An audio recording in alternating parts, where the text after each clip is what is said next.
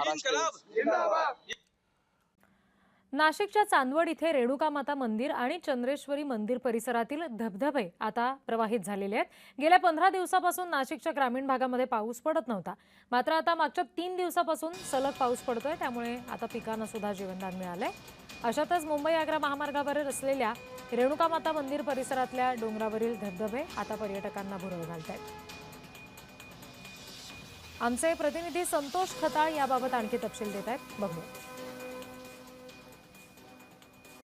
नाशिक जिल्ह्यात तब्बल 15 दिवसानंतर दमदार पावसाने हजेरी लावल्यामुळे शेतकरी राजा देखील आज आनंदित झाला असून या ठिकाणी जे खरीप पिकांना जे आहे ती नवसंजीवनी मिळाली।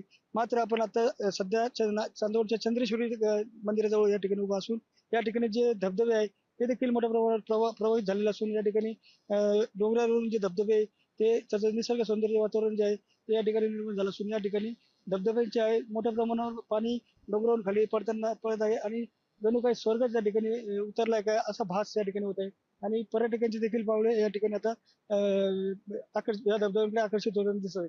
नाशिक जिल्ह्यात जवळपास 15 दिवसानंतर जो पाऊस आहे हा आल्यानंतर आज चंद्रेश्वरीच्या जे डोंगर परिसरातील रेणुका मंदिर असेल किंवा चंद्रेश्वरी गड असेल या ठिकाणी जे मोठ्या प्रमाणात धबधबे आहे हे देखील आता प्रभावित झाल्याचे दिसून येत आहे।